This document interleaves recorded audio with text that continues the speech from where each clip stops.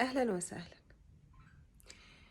انا جاتلي خاطرة النهاردة وحابة اتكلم معاكم فيها، وهي آه خليني احكي لكم الموقف الاول.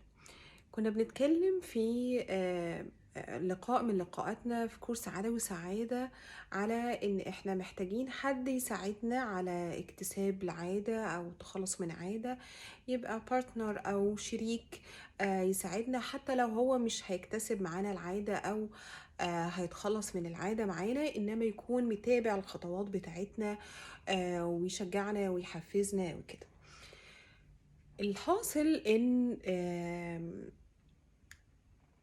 بعض المشاركات قالوا ان بلاش، انا مش حابة ان انا ادخل معايا شريك دلوقتي او اشارك حاجتي دلوقتي مع حد، علشان انا مش عايزة اسمع كلمة نقد، مش عايزة اسمع كلمات تضايقني ان انا مش بتحرك او مش بشتغل. احيانا الكلمات ديت بتضايقنا من الناس، انما احنا كمان بنقولها لنفسنا. فاحنا حتى محتاجين ان لما انا هاجي اختار شريك عشان يساعدني اتقدم او ان انا اعمل خطوة مهمة في حياتي، اكون عارفة ومتأكدة جدا ان الشريك ده هيكون بالنسبة لي دعم وسند، هياخد بإيديا وهيشدني، هيسمعني كلام حلو. وحتى ولو هو من ضمن الناس اللي بيقولوا كلام مش ألطف حاجة في الدنيا، إنما يبقى يكون في اتفاق قبلها بيني وبينه إن أنا محتاجة أعمل الخطوات الفلانية عشان أوصل للهدف الفلاني أو للنقطة الفلانية، ومحتاجة إنك تتابعني أو محتاجة إنك تتابعيني، ومحتاجة منك تشجيع، مش لوم وعتاب ولا كلمات تضايقني وتحبطني.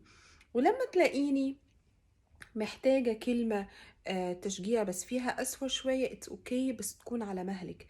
آه، انا عارفة ان ممكن تكون كلمة على مهلك ديت تاخد شوية تريقة او انما هو فعلا ده اللي احنا بنبقى محتاجينه. بنبقى محتاجين واحنا بنخطي خطوات وناخد شريك معانا او حد يساعدنا بالتشجيع وكده، نكون مفهمينه احنا محتاجين ايه بالظبط منه. محتاجين، انا توقعاتي منك ايه. انا دلوقتي محتاجة ان انا احكي، انما انا مش محتاجة اسمع رأيك. انا دلوقتي محتاجه اخد رايك، انما مش مجرد انك تسمعيني وبس.